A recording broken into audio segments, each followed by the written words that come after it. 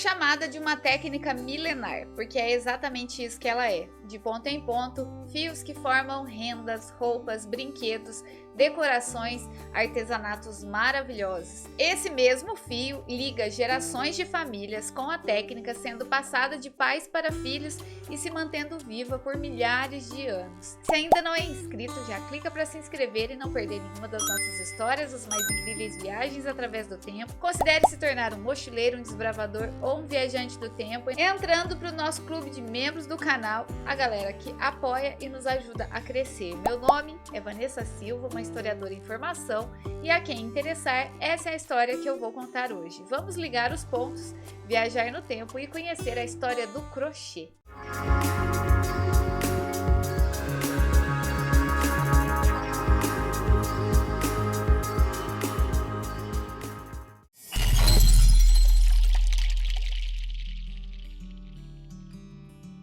Bom, hoje eu vou falar de crochê. E por que eu escolhi esse tema? Porque eu sou de uma família de crocheteiros. Quando eu era muito nova, devia ter uns 5 ou 6 anos, minha mãe já me ensinou a fazer crochê. Minha irmã também faz crochê, assim como minhas avós também faziam. Provavelmente minhas bisavós todas faziam crochê. Porque na minha família, essa é uma técnica que vai passando de geração em geração. Os pais ensinam os filhos e mantêm essa arte viva. Minha mãe mora atualmente numa cidade pequenininha no sul de Minas Gerais chamada Inconfidentes, e que o projeto de lei 5.105 de 2023 concedeu à cidade o título de capital nacional do crochê. Lá eles revestem até as árvores com crochê. Depois também acabei assistindo a um podcast outro dia de uma criadora que eu gosto, e ela estava falando sobre o medo de que essas técnicas acabem.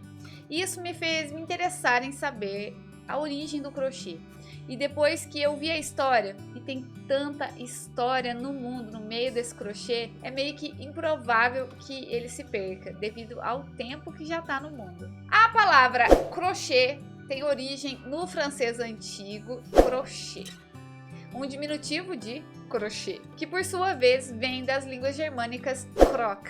Todas essas palavras significam gancho. No século XIX surge na França a expressão broder au crochet, que significa bordar com gancho. Esse termo foi usado na produção de renda no século XVII, onde crochetage designava um ponto utilizado para unir peças separadas de renda. A palavra crochê passou então a descrever o tipo específico de tecido e a agulha de gancho usada para produzir essa arte. Aqui no Brasil, chamamos de crochê, mas cada lugar tem seu próprio nome para essa arte. Na Holanda é chamado de hakken, na Dinamarca de häkling, na Noruega häkling e na Suécia virkning. Mas desde quando existe o crochê? A verdadeira origem dessa arte milenar é bem incerta. Há quem acredite que ela surgiu na pré-história, devido a ferramentas antigas, peças têxteis rudimentares e representações em cavernas. Porém, a falta de evidências concretas gera debate entre especialistas, havendo outras teorias sobre sua origem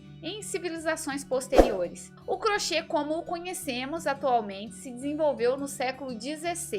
Uma das teorias diz que o crochê tenha se originado na Arábia e chegado à Espanha pelas rotas comerciais no Mediterrâneo. Existem também alguns indícios, mais tarde, da mesma técnica sendo utilizada em tribos na América do Sul. Além disso, há registros de que o crochê era usado para o vestuário masculino, bem como na caça, na pesca, e tudo era feito apenas com os dedos. Uma outra teoria sugere que a origem do crochê aconteceu na China, onde os chineses faziam bonecas com a mesma técnica, aparentemente antes mesmo de existirem indícios da prática no Oriente Médio. As bonecas são algumas das peças de crochê mais antigas já encontradas, demonstrando um domínio avançado da técnica na época. Porém, a ausência de peças de crochê ainda mais antigas na China torna difícil determinar com precisão a origem da técnica. Diversos lugares reivindicaram a invenção do crochê, cada uma com as suas teorias e evidências.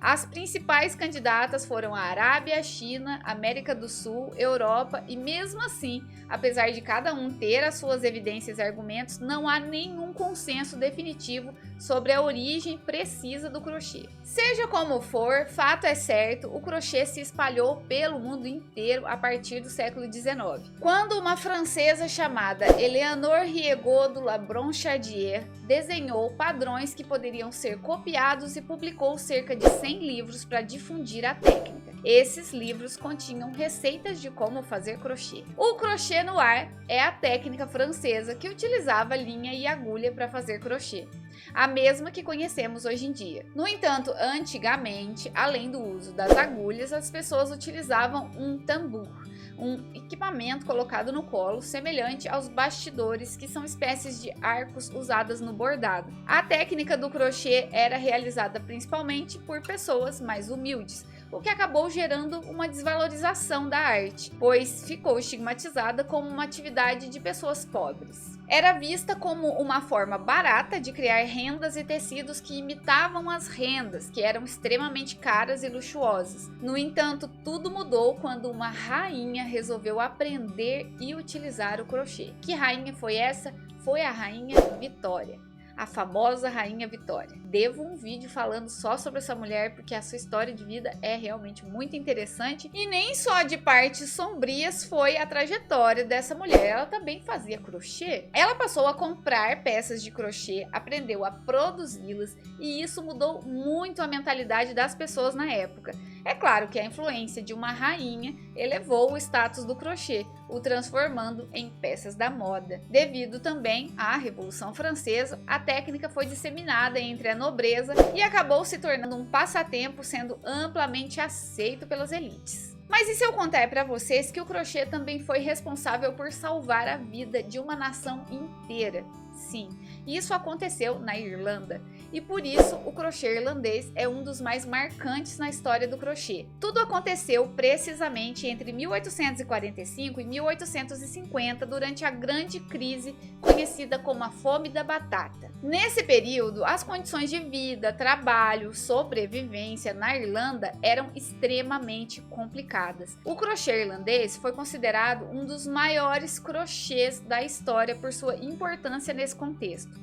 Foi através dessa técnica que muitas famílias conseguiram gerar rendas e sobreviver durante essa crise. Essa habilidade manual permitiu que os irlandeses produzissem peças de crochê que eram vendidas em mercados externos, trazendo um alívio financeiro crucial durante tempos tão difíceis. Nesse momento, na Irlanda, a população estava vivendo em condições precárias, de muita fome. Esse período, que ficou conhecido como a Fome da Batata, foi porque não puderam fazer o plantio devido a uma doença nas batatas. Muita gente estava literalmente morrendo de fome. E foi então que a técnica do crochê foi disseminada e ajudou a salvar muitas famílias. Homens, mulheres e crianças aprenderam a fazer o crochê durante esse período e passaram a sustentar as suas casas com esse trabalho. Eles produziam crochê durante o dia, aproveitando a luz do sol, e à noite, a luz de velas, e eles não tinham nem onde guardar essas peças. Uma solução que muitas pessoas encontraram foi guardar debaixo dos colchões, e isso acabou sujando as peças, mas depois eles conseguiram lavar e retomar o brilho original e vender as peças sem problemas. Os compradores no exterior nem sabiam a origem da fabricação, que vinha de pessoas tão humildes. Isso deu tão certo que as pessoas na Irlanda começaram a criar cooperativas de crochê que evoluíram para escolas de crochê. Essas escolas ensinavam a técnica, habilitando outras milhares de famílias a conseguir se sustentar. Esse período avassalador tirou a vida de cerca de 25% da população irlandesa, mas a disseminação do crochê ajudou muitas outras a sobreviverem. O crochê irlandês é muito bem elaborado, cheio de detalhes e trabalhado com rendas e fios extremamente finos. Eles fizeram muito sucesso como adornos e vestimentas para a nobreza e sacerdotes em toda a Europa. Mas, como já mencionei, eram feitos por pessoas muito humildes em condições de trabalho horríveis. E todos que usavam aquelas peças ostentando riqueza não tinham a menor ideia de como tudo aquilo era criado. Com a imigração em massa, essa técnica desenvolvida na Irlanda foi levada para todos os cantos do mundo para onde os irlandeses emigraram. Uma coisa interessante é que essa técnica irlandesa é uma verdadeira salada de localidades. Apesar de ser chamado de crochê irlandês, a técnica foi criada na Inglaterra, a artesã que desenvolveu era francesa e se inspirou nos crochês da Espanha. Assim como não temos certeza da real origem da técnica do crochê, as origens de outras técnicas também são uma mistura de várias ideias que acabaram formando o que conhecemos hoje. Os materiais utilizados para o desenvolvimento do crochê incluem a agulha, que é a ferramenta principal. Na antiguidade, as agulhas eram feitas basicamente de ossos e madeira. Os modelos especificamente para crochê só começaram a aparecer no século XIX. E o ganchinho da ponta da agulha era removível. Com a evolução da tecnologia, as agulhas passaram a ser inteiras com o gancho fixo. Hoje em dia temos agulhas de diversos materiais como alumínio, bambu, aço, acrílico e até com cabo ergonômico. As linhas também são variadas, afinal qualquer fio pode ser usado para fazer crochê, fios naturais, sintéticos ou uma mistura dos dois. As naturais são derivadas de materiais como lã ou plantas, como o algodão, e dos sintéticos temos o rayon e o nylon. Existe o crochê para usar em casa, com materiais mais fáceis de lavar e podemos encontrar desde enfeites, tapeçarias e roupas. Na casa de muitas pessoas da minha família, vários usam roupinhas de crochê nos eletrodomésticos. Me conta aí se você também tem alguém na família que usa roupinha de crochê nas coisas. Uma coisa muito popular hoje em dia são os bonequinhos amigurumis, que são feitos de crochê com um fio especial, além de bolsas e muitos outros itens. Enfim, a variedade de coisas que se pode fazer de crochê é inimaginável. Dá para fazer tudo. Já cheguei a ver na internet um Fusca revestido de crochê. Então é um bom gancho para falar um pouco sobre os tipos de crochê que ficaram marcantes na história. Eles se destacaram por terem técnicas diferenciadas por momentos históricos em que existiram ou por se tornarem mais populares. Entre eles está o crochê filé, que consiste num trabalho plano e geométrico usando somente pontos correntes e alguns pontos altos. Ele tem esse nome porque é inspirado no filé brodé, bordado filé, que é feito sobre uma rede. Existe também o crochê de grampo, que é feito de pontos mais soltos e leves, sendo ótimo para vestimentas como blusas e xales. Ele é confeccionado usando uma agulha de crochê para tecer em uma peça de metal ou madeira em formato de U. O fio é envolto nas hastes com a agulha de crochê comum, criando armações com pontos básicos. Essa técnica cria tiras que depois são unidas para formar um tecido bastante leve. Temos também o muito conhecido Granny Square, ou como muitos conhecem, os quadradinhos de crochê da vovó. Eles misturam diversos pontos e cores sem muito padrão e são utilizados em roupas, colchas, almofadas e outros itens. Esses quadradinhos foram muito popularizados pelo movimento hippie. Tudo muito colorido, despojado e vibrante. Tem o crochê peruano, que é feito com pontos maiores, formando argolas muito bem trabalhadas. Para fazer esse tipo, usa-se um rolo ou um cabo de madeira e o nome broomstick, que quer dizer cabo de vassoura, vem dessa técnica. É muito utilizado para confeccionar bolsas e gorros. O crochê tunisiano, conhecido como crochê afegão, é considerado uma mistura de crochê com tricô e é confeccionado com uma agulha semelhante à de crochê, mas com um cabo comprido que acumula os pontos para serem trabalhados. Os pontos são bastante texturizados, resultando em tecidos densos e macios que geralmente são confundidos com tricô. Essa técnica foi muito popular durante a era vitoriana, mas acabou sendo esquecida no século XX. Bom, eu mesma mencionei que na minha família o crochê está presente há gerações e realmente é uma técnica que vai sendo passada de geração em geração. Desde o século XIX era extremamente comum que crianças por volta dos seus 6 ou 7 anos começassem a aprender com suas mães, e isso perdura mantendo uma conexão com o passado e um aspecto afetivo de saber fazer algo manual e coletivo. Embora hoje existam escolas voltadas para o ensino do crochê e com a internet qualquer pessoa pode aprender através de vídeos aqui mesmo no YouTube. Mas antigamente as crianças mais humildes em especial aprendiam a fazer o crochê porque tinham necessidade de contribuir com a renda da família. Já as crianças de famílias mais ricas aprendiam mais como um hobby. As meninas da alta sociedade eram bem vistas por serem habilidosas com o crochê. É ótimo que essa técnica seja transmitida tanto dentro das famílias quanto na internet ou em cursos, garantindo que a arte do crochê continue viva. Um outro momento muito peculiar do crochê foi durante o século XX. Na Segunda Guerra Mundial, houve grande escassez de linhas e lãs, anos. E muitas peças já criadas de crochê foram desmontadas para fazer casacos e meias para soldados. E após esse período, a técnica voltou a ganhar popularidade na metade do século durante o Baby Boom. E o que é Baby Boom? Nos primeiros anos pós-Segunda Guerra Mundial, entre 1946 e 1964, houve um aumento imenso na taxa de natalidade em vários países anglo-saxônicos, como Estados Unidos, Canadá e Nova Zelândia, entre outros. Sabe quando a gente fala sobre gerações, como a geração Z, os millennials, os baby boomers, pertencentes a esta época da explosão de nascimentos pós-guerra, são também uma geração e são os pais dos millennials. Minha mãe, crocheteira, é uma baby boomer. Esse foi o momento que o mundo começou a questionar mais tudo ao seu redor. As mulheres começaram a ganhar mais espaço na política, no trabalho e nas famílias. O crochê passou a ser visto como uma forma de ascensão social e também como um hobby. Nos anos 60, o movimento hippie adotou o crochê por seu caráter colorido, alegre, descontraído. Era visto como algo libertador e natural. Nesse período, houve uma grande valorização do eu que fiz, uma tendência que popularizou o conceito que se fala tanto hoje na internet, o do it yourself. E aqui no Brasil? As raízes do crochê no Brasil remontam ao período colonial, quando a técnica foi introduzida pelas mulheres portuguesas. Também recebeu influências de outras culturas, como a africana e a indígena. Inicialmente, o crochê era utilizado para confeccionar peças de vestuário, como toalhas e rendas, para a decoração do lar e também para complementar a renda familiar. Ao longo dos séculos, o crochê se adaptou à cultura brasileira, incorporando elementos e padrões regionais. Artesãos de diferentes regiões desenvolvem seus próprios estilos e técnicas, criando uma rica diversidade de peças de crochê. O crochê se tornou uma tradição popular em diversas partes do país, presente em feiras de artesanato, grupos de rendeiras e como forma de expressão cultural. Algumas técnicas populares no Brasil são o crochê rendado, o crochê tunisiano e o crochê com barbante. As artesãs brasileiras também são conhecidas por sua habilidade em criar peças com motivos florais, geométricos e abstratos. O crochê é considerado um patrimônio cultural e material do Brasil. Uma revista que popularizou bastante o crochê no nosso país foi a Manequim, que mostrava tendências de moda e também trazia gráficos para reproduzir as peças de crochê.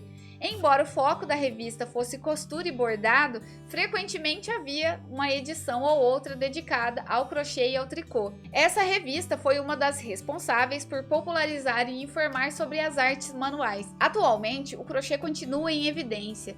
Vejo frequentemente sendo valorizado, com o retorno do interesse pelo trabalho artesanal. E essa revista, ela ainda existe e segue em circulação. O crochê também tem sido destaque em passarelas e alta costura, e se tornou tendência nos verões de vários anos consecutivos, como 2017, 2018 e 2019. Hoje em dia, é uma técnica contemporânea e moderna presente em decorações, vestimentas e até em intervenções urbanas, como o yard-bombing.